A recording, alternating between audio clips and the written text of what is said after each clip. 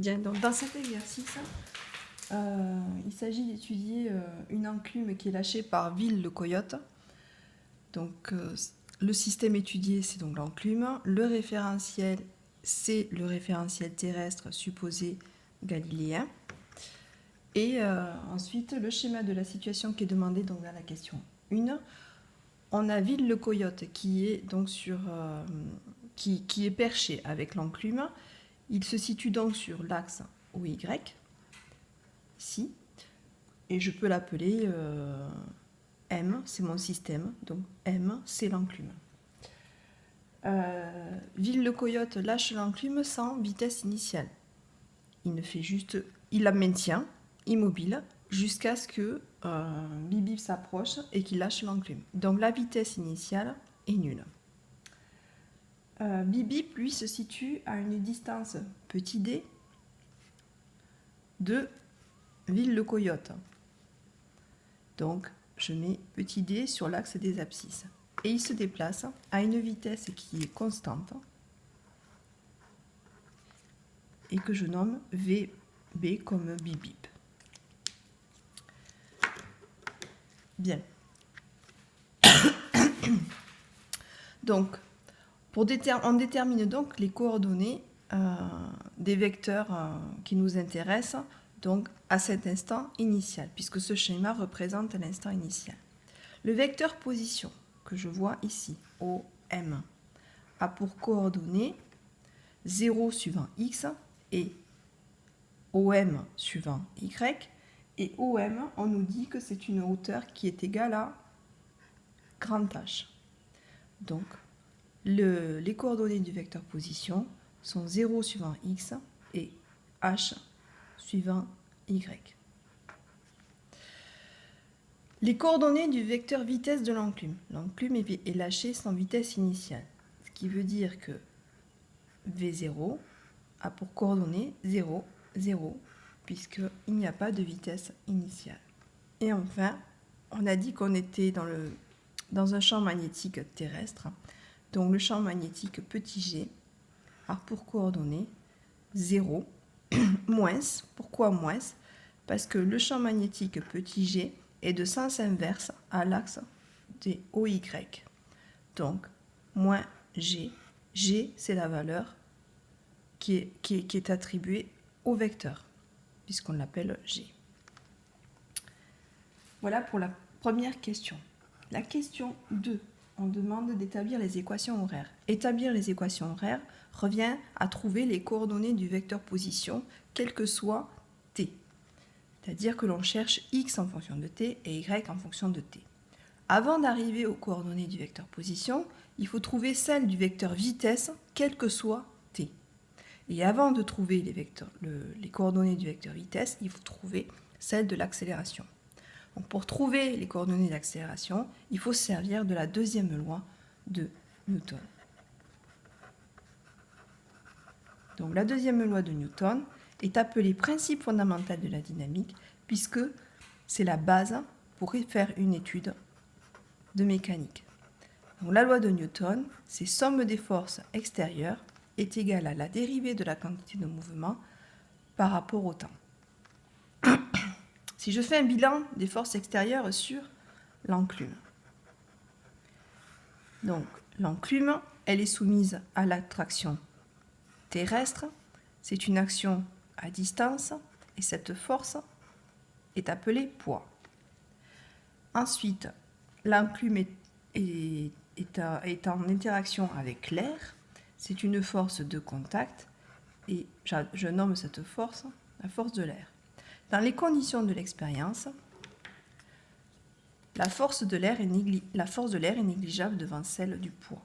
Donc, je peux ne pas en tenir compte. Il me reste donc qu'une seule force extérieure, c'est la force P. Donc, je remplace le membre somme des forces extérieures par le poids. Il me reste donc le poids qui a pour expression mg. Donc ça, je viens de dire que c'était la somme des forces extérieures. De la même manière, dans l'autre partie de la deuxième loi de Newton, j'ai la dérivée de la quantité de mouvement par rapport au temps. Donc la quantité de mouvement, je la note petit t pour la différencier du poids. Donc petit p pour la quantité de mouvement, grand P pour le poids.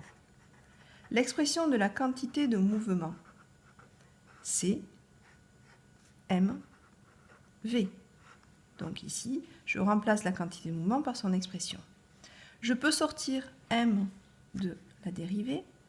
Il me vient m dv sur dt. Et comme dv sur dt est égal à l'accélération, il me reste ma. Je n'ai plus qu'à égaliser la partie que j'ai trouvée pour la force extérieure et la partie que j'ai trouvée pour la dérivée de la quantité de mouvement, c'est-à-dire que j'avais P est égal à MA. Et P, c'est MG. Donc j'ai MG égale MA. Je peux simplifier par la masse et j'en déduis donc que A égale G.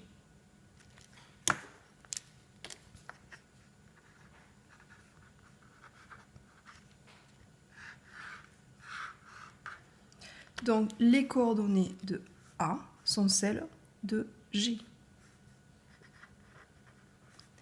Comme on avait vu que G avait pour coordonnées 0 moins G, A a pour coordonnées 0 moins G. Donc ça signifie que c'est la même chose que d'écrire AX égale à 0 et AY égale à moins G. Ça, ce sont les coordonnées pour G. À présent, je vais chercher les coordonnées de V. Et je me sers pour cela de la relation A égale dV sur dt.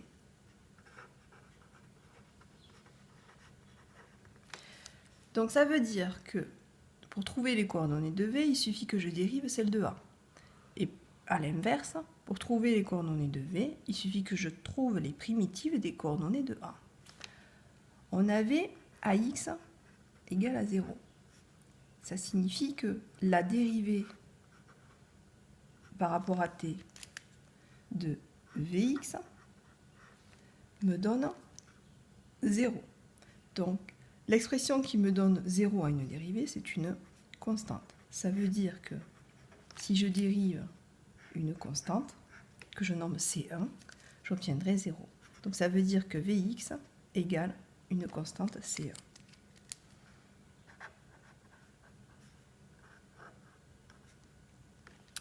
De la même manière, AY égale à moins G.